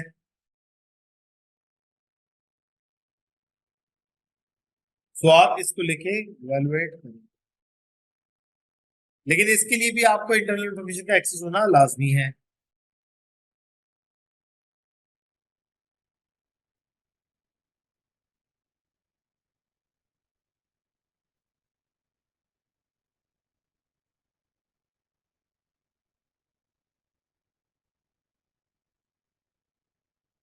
सही है, ओके।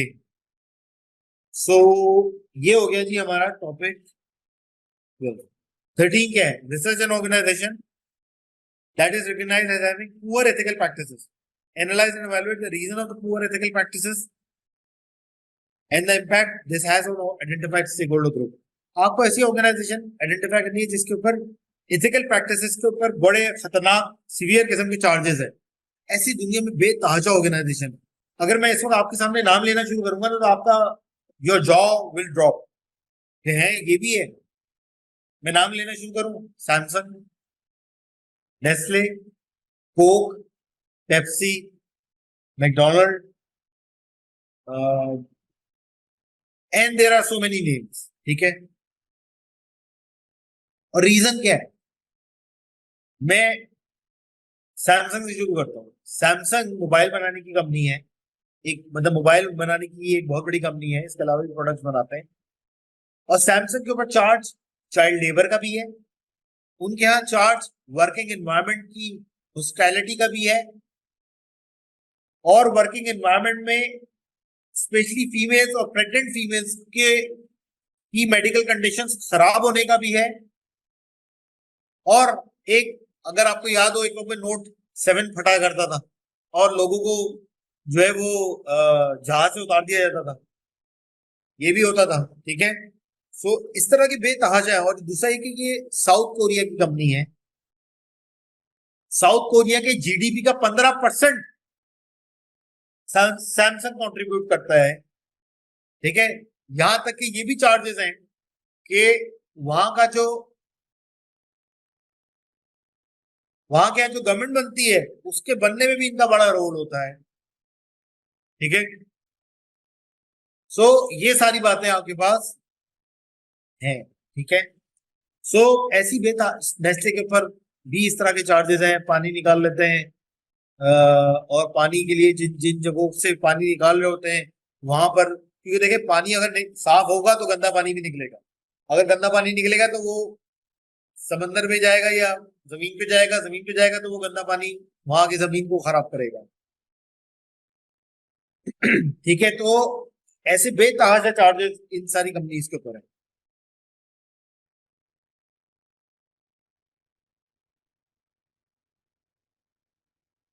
देखिए बिजनेस प्रैक्टिसेस को वैल्यूएट करना है, उसमें लॉ आता है कि नहीं आता?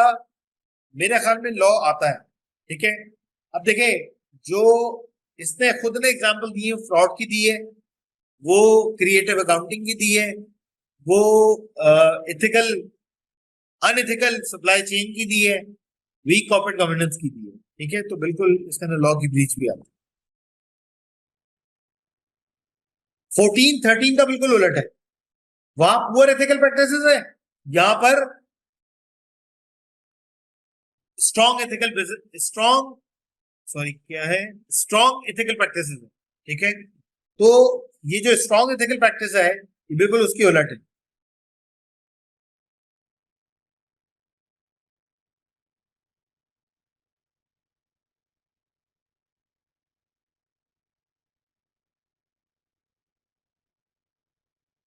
सही है,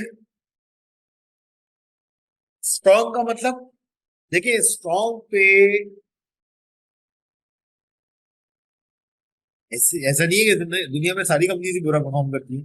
यूनिलीवर बड़ा अच्छा, उनका स्ट्रॉन्ग बिजनेस प्रैक्टिस है। ठीक है, तो उनके ऊपर मैंने कभी इस तरह के चार्जेस नहीं सुने, ये जिस तरह बाकी कंपनीज के ऊपर है, या लिटिगेशन के केसेस नहीं सुने, ये होंगे यकीनन, लेकिन ओवरऑल वो कंपनी बहुत बेहतर है। तो ऐसी कंपनी टॉपिक 14 के लिए आ सकती है। अब टॉपिक 15 क्या है? 15 है हमारे पास, analyse and evaluate the impact on the financial and business performance of the strategy adopted by an organization on in one of the functional area. ठीक है, तो अगर आपके पास कोई फंक्शनल एरिया है, ठीक है, तो आप उसके उस चीज को लेके वैल्यूएट कर सकते हैं। अब ये स्ट्रेटेजी का अगर आपने अडॉप्ट की है किसी फंक्शनल एरिया के लिए, और वो मार्केटिंग की हो सकती है, वो एचआर की हो सकती है, वो ऑपरेशन हो सकती है, वो इन्वेंट्री हो सकती है, वो एनवायरमेंटल मैनेजमेंट हो सकती है, सस्टेनेबिलिटी मैनेजमेंट हो सकती है, इन सारी चीजों के लिए अगर आपने कोई स्ट्रेटेजी अडॉप्ट की है या इनमें से किसी एक के लिए अडॉप्ट की है तो उसको लेके वैल्यू। ठीक है, तो ये हमारी टोटल 15 टॉपिक की लिस्ट है, और इसके लिए इंटरनल इन्फॉर्मेशन होना एक्सेस जरूरी नहीं। इसके बाद मैं ये डॉक्यूमेंट बंद कर देता हूँ और हम वापस अपनी प्रेजेंटेशन पे आ जाते हैं।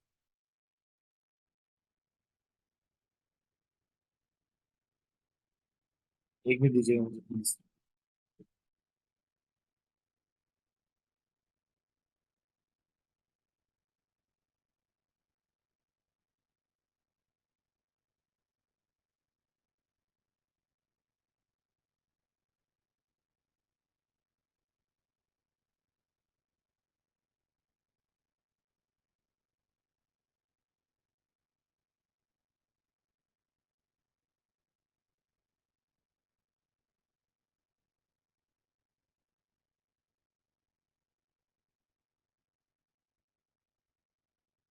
एक मिनट दीजिएगा मुझे प्लीज।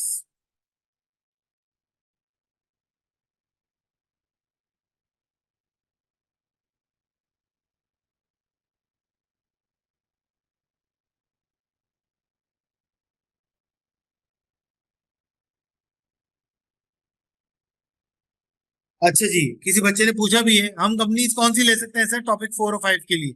आप जो टॉपिक 4 और 5 के लिए कंपनीज देंगे वो या तो यूरोप की होगी, कनाडा, ऑस्ट्रेलिया, यूके, यूएसए। सो कोई पाकिस्तानी कंपनी आप नहीं लेंगे। मेरा कोई भी स्टूडेंट पाकिस्तानी कंपनी नहीं लेता।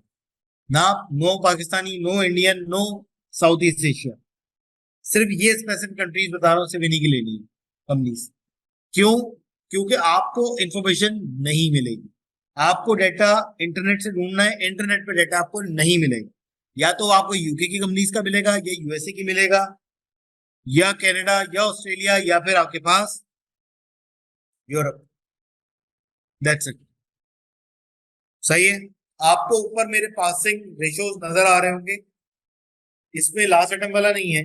लास्ट अटेम्प्ट इट वाज 82, 80 पास है।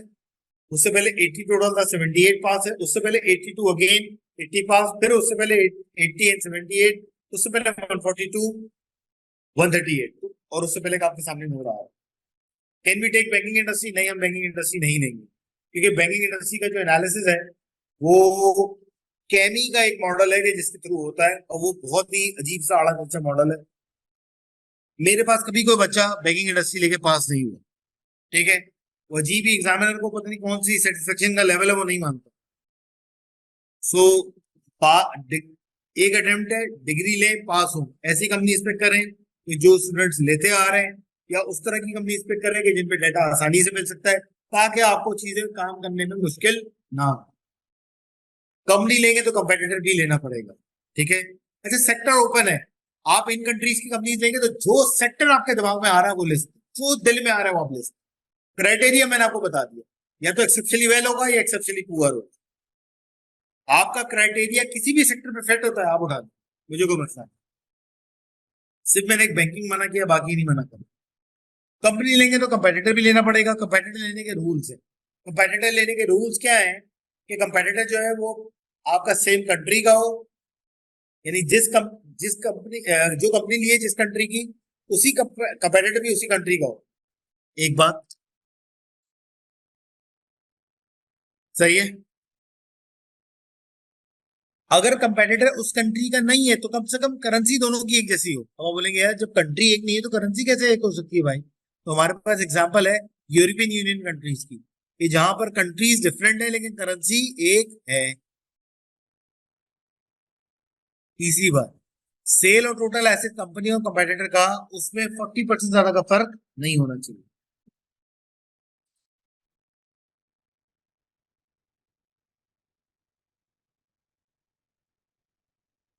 ठीक है। सेल और टोटल एसेट कंपनी कंपेटिटर का उसमें 40%, यानी कि अगर मेनी कंपनी की सेल्स 100 है तो कंपेटिटर 60 से नीचे नहीं हो। अच्छा, 60 से नीचे सिर्फ उसी वक्त लूंगा कि उस कंट्री में सिर्फ वही एक कंपेटिटर है और वो 60 से नीचे है। मेरे पास और कोई ऑप्शन नहीं है सिवाय उसके किसी और को लेने।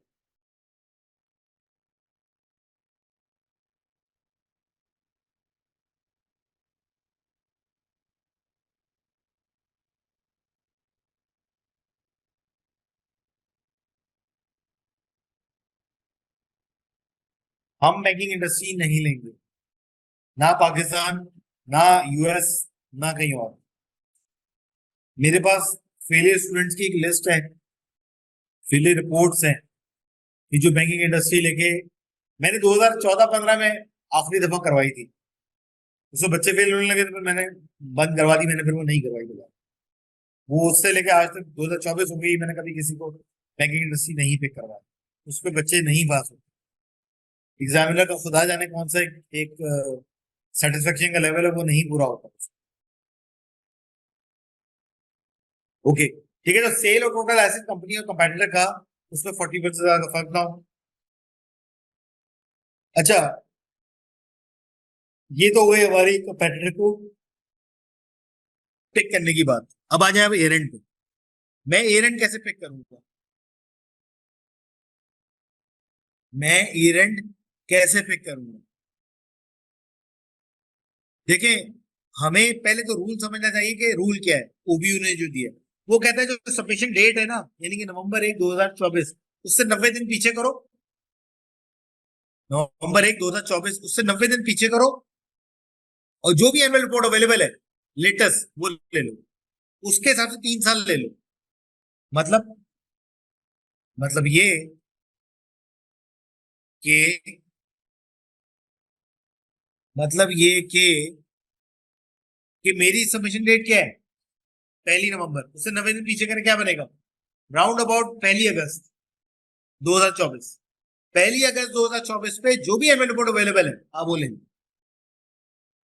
तो दिसंबर अगर मेरा ईयर एंड है तो दिसंबर 23 ही होगी लेटेस्ट, 24 तो आने से थी, क्योंकि 24 तो वैसे सबमिशन डेट के बाद है। तो लेटेस्ट 3 साल क्या हो जाएंगे? दिसंबर 23, दिसंबर 22, दिसंबर 21। और मेरा जून ईयर एंड है, तो बल्कि पहले मार्च सुनते हैं। मार्च होगा तो क्या मार्च 24 आ चुकी होगी? हाँ, आ चुकी होगी, क्योंकि मार्च 24 का अगर मैं ईयर एंड देखूं तो वो और 1 अगस्त के दरमियान तकरीबन 4 महीने का फर्क है। कैसे? अप्रैल 24, मई 24, जून 24, जुलाई 24, सॉरी, हाँ, 4 महीने का फर्क है। तो आ चुकी होगी, publish publish publish financial statement हो गई होगी पब्लिश। लेकिन अगर जून है तो जून और अगस्त के दरमियान में कितना फर्क है? जून और अगस्त के दरमियान सिर्फ एक ही महीने का फर्क है, वो है जुलाई 24। तो एक महीने के अंदर ऑडिटेड फाइनेंशियल स्टेटमेंट पब्लिश हो जाना, ये बहुत मुश्किल होता है, लेकिन कभी कभी हो भी जाता है, पहले बता दूं। फिर क्या करूंगा? अगर नहीं आएगी तो फिर मैं लूंगा, यानी कि 1 साल पीछे, जून 23, जून 22, जून 21। और अगर आ चुकी होगी तो फिर लूंगा जून 24, जून 23, जून 22। ये बात मेरी सबको समझ में आ गई है? जिसको नहीं आई वो पूछे।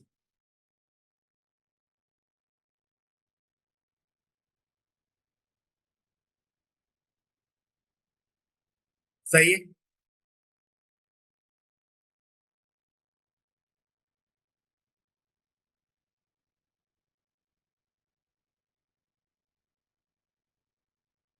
ये भी बता देता हूँ, कुछ क्वेश्चन में एंड क्लियर।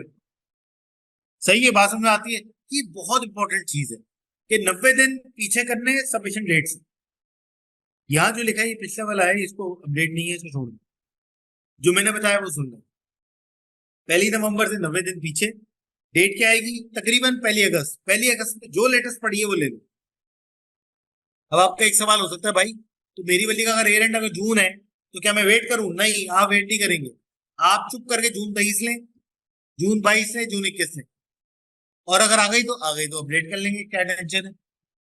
नहीं आई, नहीं आएगी तो यही पे काम करेंगे।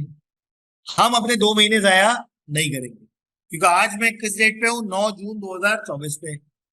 और 1 अगस्त के दरमियान तकरीबन 1.5 महीने से ऊपर का टाइम है। तो क्या मैं तब तक इंतजार करता रहूं? नहीं नहीं नहीं, मैं इंतजार नहीं करूंगा। मैं क्या करूंगा? मैं जून 21, 22 और 23 पे लेके काम शुरू करूंगा। दूसरा सवाल, मेरी कंपनी का एयर एंड है दिसंबर, क्या मैं उसको जून से कंपेयर कर सकता हूँ? कंपेटिटर है जून, तो क्या उससे कंपेयर कर सकता हूँ? हाँ, कर सकते हैं। ओबीयू को कोई परेशानी नहीं है। In that case December 23 compare होगा जून 23 से। In that case December 23 compare होगा जून 23 से, और दिसंबर 22 कंपेयर होगा जून 22 से, और दिसंबर 21 कंपेयर होगा जून 21 से।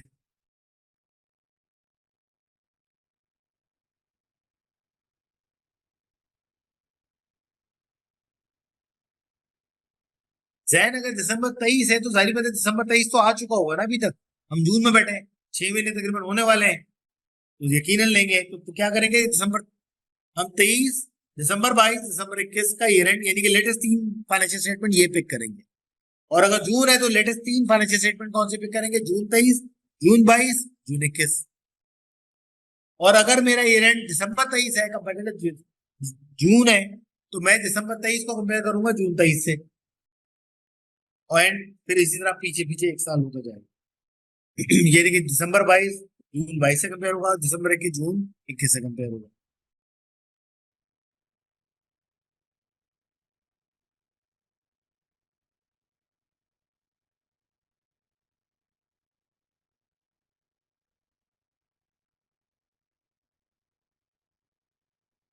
सर 3 ईयर्स की रिपोर्ट बनानी है या 1 ईयर की? नहीं बेटे, 3 ईयर की बनानी है। आपने टॉपिक का नाम सही नहीं पढ़ा क्या? ये पढ़े दोबारा से, क्या लिखा है यहाँ पे? Analyse and evaluate business and financial performance of an organization which is perform exceptionally poor over over 3 years, over 3 years। हमें 3 साल लेने हैं, ठीक है? सही है। अच्छा, कितने मंथ्स में हम काम कंप्लीट कर लेंगे? 2 महीने की क्लास है और उसके बाद मैं 1 हफ्ता दूंगा कंप्लीट करने के लिए प्रोजेक्ट को। जब आप कर लेंगे तो मैं उसकी 2 रिव्यूज करूंगा। पहले रिव्यू के अंदर आपकी रिपोर्ट के सारे इश्यूज आपके निकाल के बताऊंगा, दूसरे के अंदर देखता हूँ जो करेक्शन मैंने आपको बोली थी हमने कर दिए कि नहीं, इस तरह से।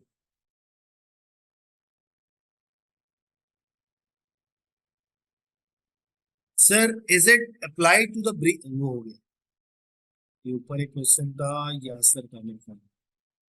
If company A sales increase but market price is not increase, company B market price increase by 20, both the companies have almost same revenue, how can we say which is acceptable? NP margin will be the criteria then। भाई सवाल ये यासिर का, cell बढ़ गई market price ही बढ़ी, तो क्या market price base बनेगी? नहीं बनेगी। फिर आप एनपी मार्जिन चेक करें, एनपी मार्जिन जबरदस्त तरीके से छते पड़ रहा है, ले लें।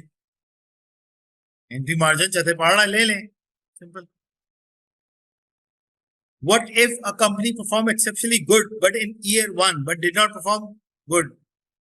ये बड़ा अच्छा सवाल है। एक साल बहुत जबरदस्त जंप मारा और अगले साल गिर गया, लूंगा नहीं, एक्सेप्शनली वेल नहीं है। तीनों साल में एक्सेप्शनली वेल होना चाहिए। यानी कि जो चेंज आ रहा है 21 से 22, 22 से 23, तो 21 से 22 भी बढ़ेगा, 22 से 23 भी बढ़ेगा। ये नहीं हो सकता कि 21 से 22 बहुत जबरदस्त बढ़ा है और एकदम से 23 में आके गिर गया, एक्सेप्शनली वेल नहीं। या 21 से 22 में कोई ज्यादा बढ़ा नहीं है या गिर गया और फिर एकदम से 1 साल बढ़ गया है, क्या एक्सेप्शनली वेल? नहीं, तीनों साल बढ़ने चाहिए। नहीं, ये 2 साल नहीं है, ये 1 ही साल। सर तो ऐसी कंपनीज हमें कैसे ढूंढेंगे?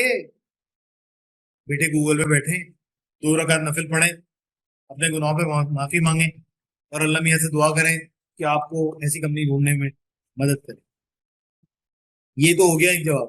दूसरा जवाब ये है कि मैं आपको लास्ट अटेम्प्ट के स्टूडेंट्स की कंपनीज की लिस्ट शेयर करूंगा, जो लास्ट अटेम्प्ट में स्टूडेंट्स ने जिन कंपनीज पे काम किया है, ठीक है? आप सबने वो नहीं लेनी, आप उसके अलावा भी ढूंढे, वो भी उन लोगों ने ढूंढ ढूंढ के निकाली है। तो ढूंढने से अल्लाह में मिल जाते हैं, आप कंपनीज नहीं ढूंढ पा रहे, मिल जाएगी, ढूंढे। ठीक है, और कोई सवाल? Comparison of companies with same errant, नहीं जरूरी नहीं है सेम एरेंट हो। मैंने जैसा अभी बताया है बुशरा कि आप लोग जो है वो दिसंबर को जून के एरेंट से भी कंपेयर कर सकते हैं, लेकिन जाहिर बात है वो एरेंट मैच होता हुआ, वो ये नहीं है कि दिसंबर 22 को आप कंपेयर कर रहे हैं जून 21 से, ये नहीं हो सकता। एरेंट में ओवरलैपिंग होना चाहिए। जी, किसी और का कोई सवाल? यहाँ आके हमारी ओरिएंटेशन तकरीबन मुकम्मल होती है सिवाय एक चीज के, वो है प्लेजरिज्म, जो कि बहुत इंपॉर्टेंट चीज है। देखिए पहली बात तो प्लेजरिज्म क्या होता है ये सुन लें जी। Ethical module, ethics module compulsory, अगर आपने इथिक्स मॉड्यूल नहीं दिया तो आप ओवरव्यू नहीं दे सकते। अगर लास्ट डेट इथिक्स मॉड्यूल की 20 सितंबर है और आपने तब तक नहीं किया, आप नवंबर की अटेम्प्ट नहीं दे पाएंगे, फिर आप अगले साल अटेम्प्ट नहीं। अगर 20 सितंबर की 20 सितंबर तक मुकम्मल नहीं किया बल्कि 21 को जाकर किया है, तो फिर नवंबर नहीं दे सकते, फिर अगला साल देंगे। तो 20 सितंबर is very important for ethics, तो करना ही करना है, कोई ऑप्शन नहीं है। सो कोई फॉर्मेट भी फॉलो करेंगे? जी मैं आपको फॉर्मेट पूरा बैठ के पढ़ाऊंगा, मेरा यही काम है, मैं आपको समझाऊंगा। उस फॉर्मेट में कुछ चेंजेस भी हम करेंगे, सब एक जैसा नहीं रखेंगे, वरना प्लेज में फंसेगा। प्लेज क्या होता है? Copy paste.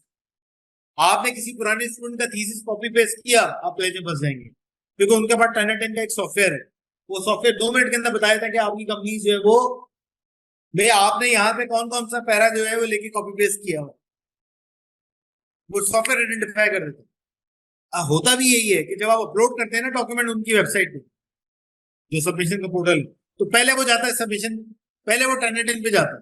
तो टर्नेटिन जो है वो एक काइंड ऑफ वॉशिंग मशीन है प्लेजरिज्म की, जिसमें से वो निकालता है तो भाई ये प्लेजेबल है, इनको करो एक तरफ, और ये नॉन प्लेज है, इनको कर लो चेक।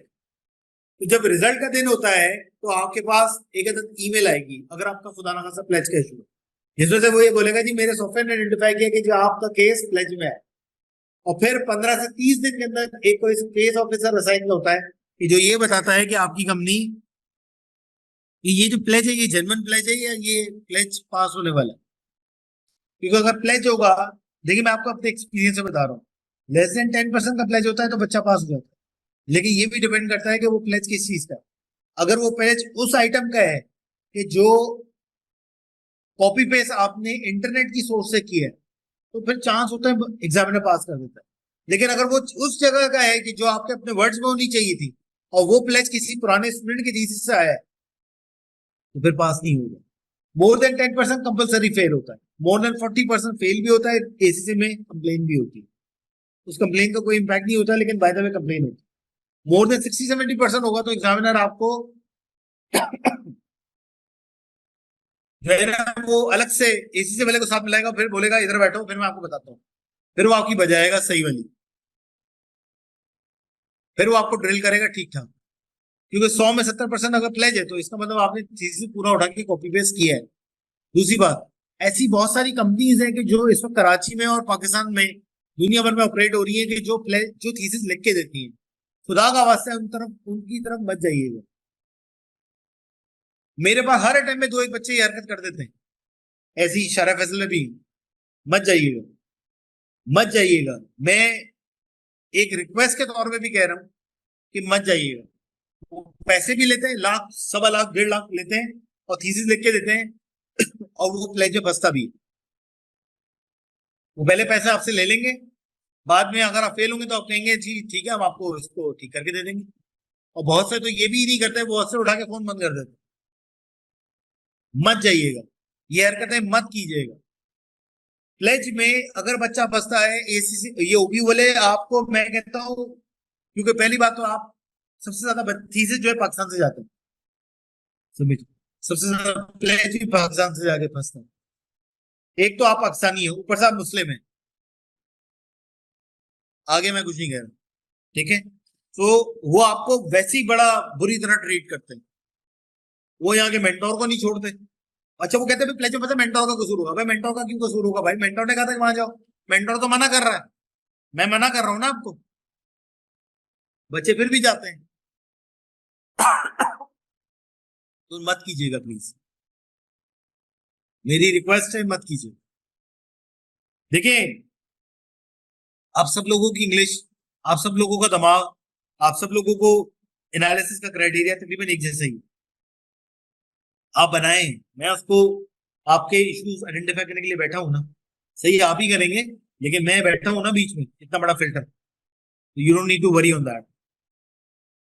तो मैं आप एआई से बिल्कुल भी आपने किसी किस्म की कोई चीजें नहीं लेनी। दूसरी बात, अगर आपने किसी स्टूडेंट का पास हुआ थीसिस लिया, उसको पूरे को रिफ्रेश कर दिया, तो भी आप प्लेज में फंसेंगे, क्योंकि आपका जो सोर्स होगा वो तो आएगा ना। ये भी चीज प्लेज में फंसती है। तो खुदा का वास्ता है अपनी चीजें खुद अपने पास 0 मीटर स्टार्ट करो। एआई नहीं यूज कीजिएगा। प्लेज के अंदर एआई पकड़ने का ऑप्शन होता है, वो चैट जीपीटी या कोई और किसी किस्म का एआई का टूल पकड़ सकता है, 1 मिनट के अंदर पकड़ के दे देता है। आपने चैट जीपीटी को नहीं देखा कितनी जल्दी बता देता है कि ये तो सॉफ्टवेयर भी ऐसे ही करता है, वो 2 मिनट में नट करके बता देता है। सर अगर एफएन पास ना हो, सिर्फ कब तक पास कर सकते हैं? फिर तो आप अक्टूबर तक भी पास कर सकते हैं। 1 नवंबर को जो ओबीयू को लिस्ट मिली है उसके अंदर आपका पासिंग F1 से F9 होना चाहिए। और F1 के मेरे ख्याल में ऐसे होते हैं एग्जाम्स के उसका रिजल्ट फौरन ही आ जाता है। सो समवेयर अक्टूबर के अंदर आपका पास हुआ वो होना चाहिए और आपकी लिस्ट जो है वो एसी से तो ओबीयू को चली जानी चाहिए। एक बात और बताता हूँ, वो है, वो क्या है, वो है आपका बर्सरी। बर्सरी ये होता है कि अगर आपके 65% प्लस F1 से F9 के मार्क्स हैं तो आप बर्सरी के लिए भी अप्लाई कर सकते हैं। बर्सरी क्या होती है कि जी आप उनको 1,500-2,000 वर्ड का कुछ लिख के दें, वो आपको टॉपिक देंगे। अगर उनके हिसाब से आप उस क्राइटेरिया पूरे उतरते हैं तो वो आपकी फीस अप टू 100% तक माफ कर सकते हैं ओबीयू की। और इस चीज को अप्लाई करने की लास्ट डेट नवंबर के अटेम्प्ट के लिए 1 जुलाई 2024 है। और उसके अंदर एक अदर रेफरेंस का लेटर भी मांगते हैं, वो मैं नहीं दे सकता, वो आपको कहीं और से लेना होगा, ठीक है, मेरा अलाउ नहीं होता। तो ये भी ध्यान में रखिएगा, ठीक है। सर सेंटेंस स्ट्रक्चर वही रख सक, वर्ड चेंज कर लें, लेकिन रेफरेंसेस भी चेंज करें ना।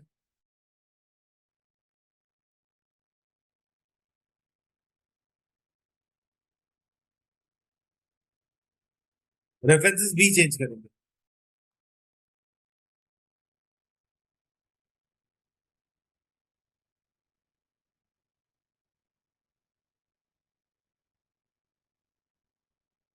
सही है।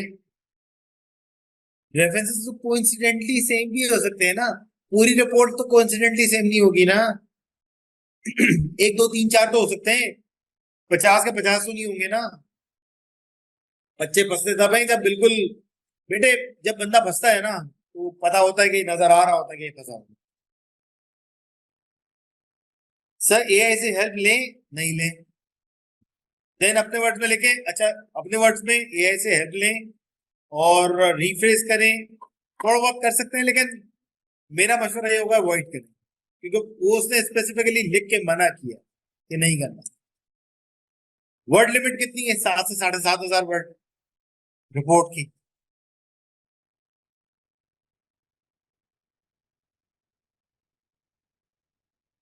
जी ठीक है। सो आप एआई से हेल्प नहीं ले सकते, अगर थोड़ा बहुत लेना चाह रहे हैं चले कर ले, लेकिन डिपेंडेंट मत होइएगा उसके ऊपर, वो भी मना करता है। ठीक है।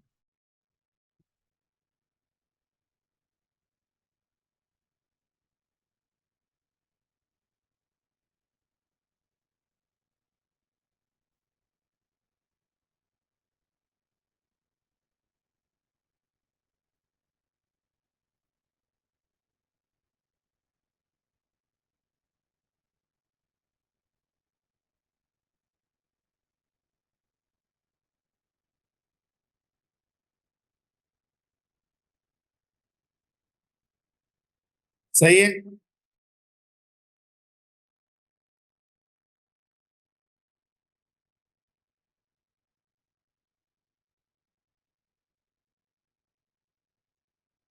जी कोई और सवाल? जी आंसर दिस, क्या मैंने नहीं बताया?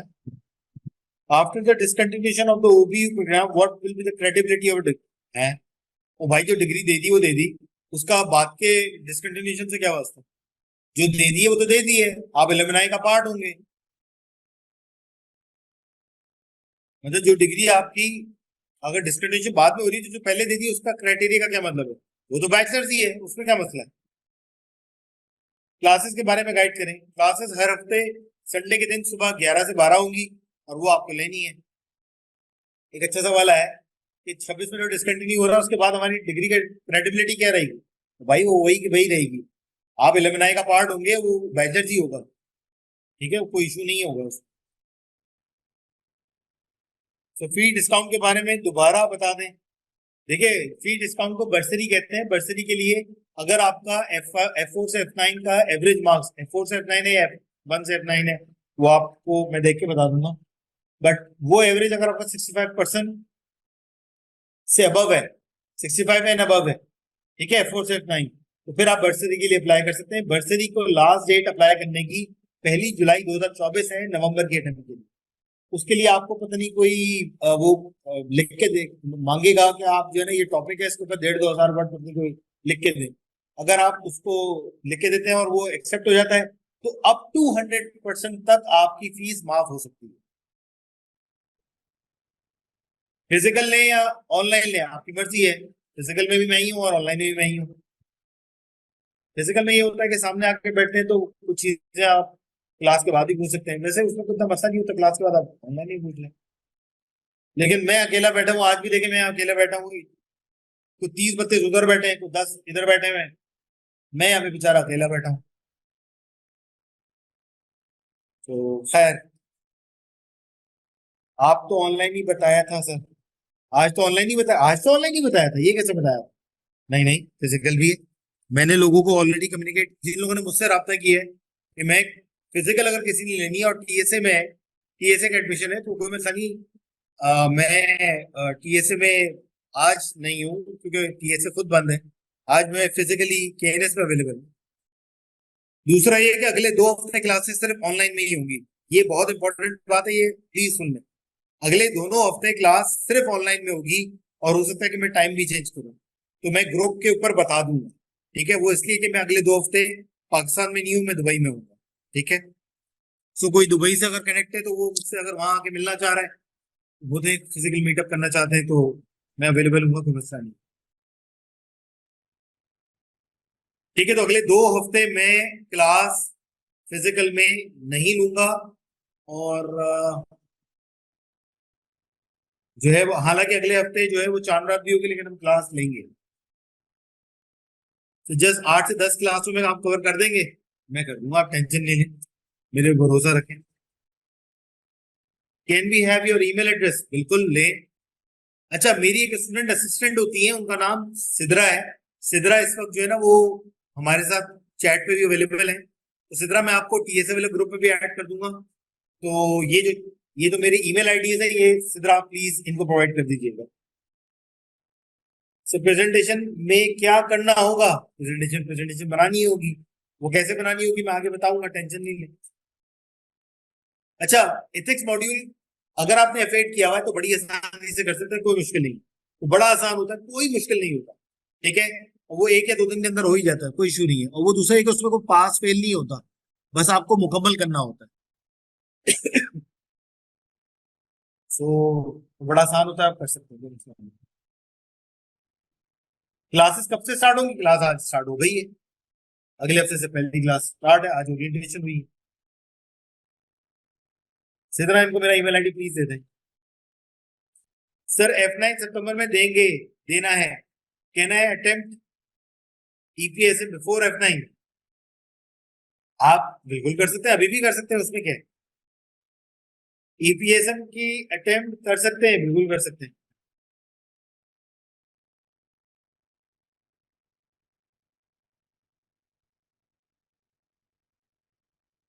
सही है भाई।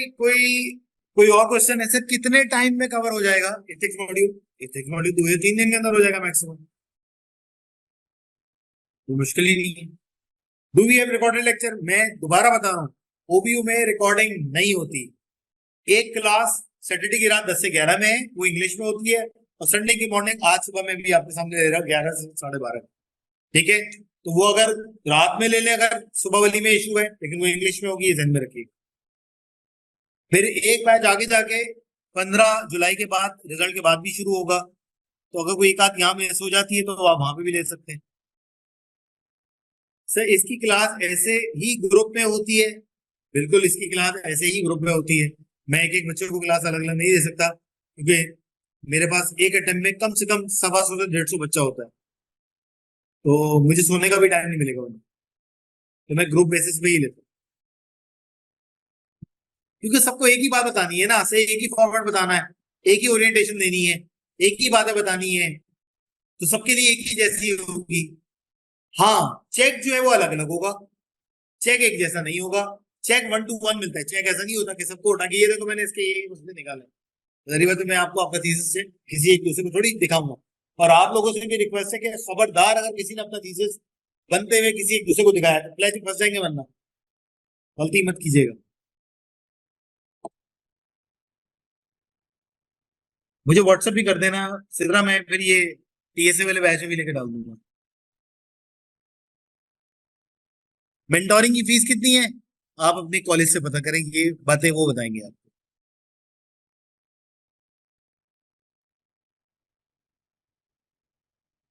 जी, और किसी का कोई सवाल? ईपीएसएम का बता दें, रिमशा मैं दूसरी दफा बता रहा हूँ। ईपीएसएम अगर आप F8 आपने किया हुआ है, यानी कि आपने अपना ऑडिट पड़ा हुआ है, ऑडिट का पेपर एफिट का दिया हुआ है, तो आप बड़ी आसानी से दे सकती हैं, कोई मुश्किल नहीं है। वो एक सड़े वैसे 5-7 क्वेश्चन करवाता है और बोलता है भाई ये है, अब आप इसके नीचे जवाब दो। गलती हो जाएगी दोबारा दे सकते हैं, एक अटेम्प्ट नहीं है, 100 अटेम्प्ट देना चाहे वो भी दे सकते हैं। उसका आइडिया जो है ना वो उसको मुकम्मल करवाने का होता है, कहीं पास फेल करने का नहीं होता।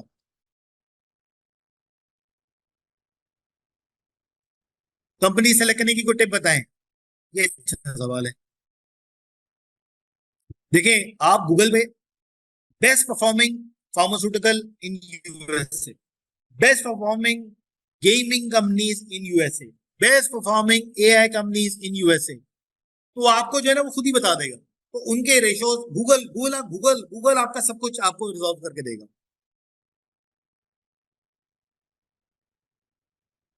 बर्सरीज का जो क्राइटेरिया है वो मेरे ख्याल में इन्फॉर्मेशन पैक के अंदर अवेलेबल है, वो आप उनको ईमेल कर दीजिए, मैं बर्सरी के लिए अप्लाई करना चाह रहा हूँ, 65% प्लस है, तो वो आपको खुद ही ईमेल कर रिप्लाई कर देंगे, बता देंगे जी आपके 65% प्लस है, तो आप हमें ये टॉपिक है आपका ये लिख के, तो उनसे ही रब्ता करना पड़ेगा।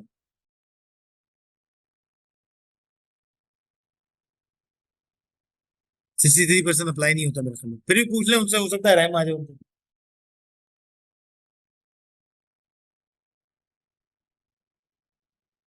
इसमें हंसने वाली कौन सी बात है भाई?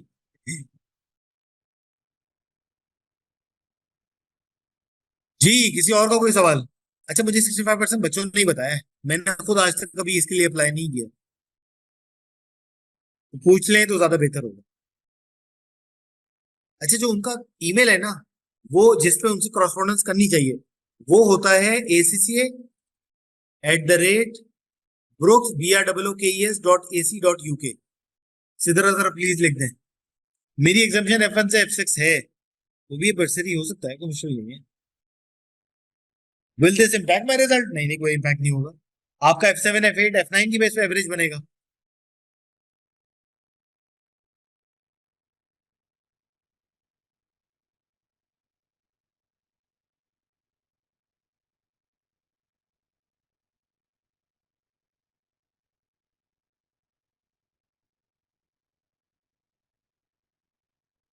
जी किसी और का कोई सवाल?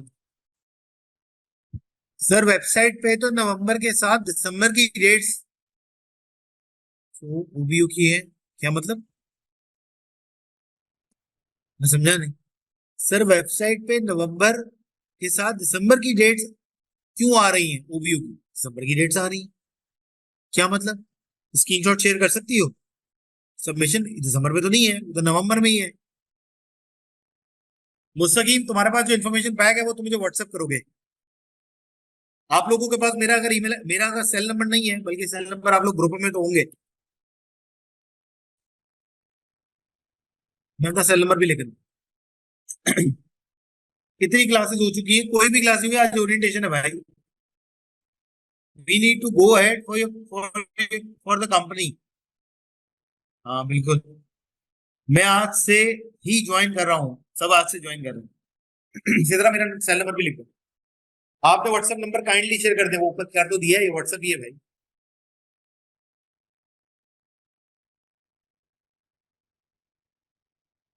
अच्छा मैं हो सकता है कि अपना व्हाट्सएप नंबर जो है ना जरा थोड़ा सा अभी चेंज भी करूँ, वो मैं ग्रुप पे बता भी दूंगा, I am planning to do that.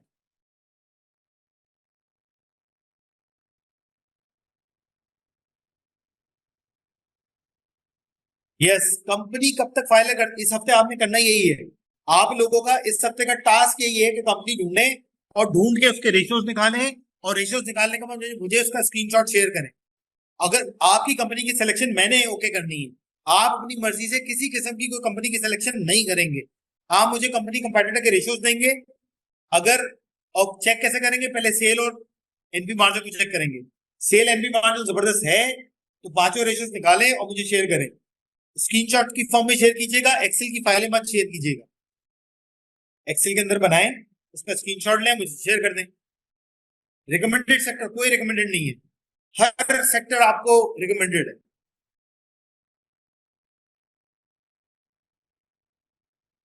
जी किसी और का कोई सवाल? चले जी, thank you so much everyone, see all इंशाल्लाह नेक्स्ट वीक फ्रॉम दुबई, ठीक है। and the timing, I'll be communicating the time to you. Please make sure कि आप लोग WhatsApp ग्रुप में सबके सब हो जो TSA ने बना दिया है. अब आप TSA वाले फहीम से कांटेक्ट करें, KNS वाले अनस से कांटेक्ट करें, और जो विफी वाले हैं वो मुझसे डायरेक्ट कांटेक्ट कर लें, या फिर जो आपका पेड ग्रुप बना हुआ है उसी में रब्ता रखें.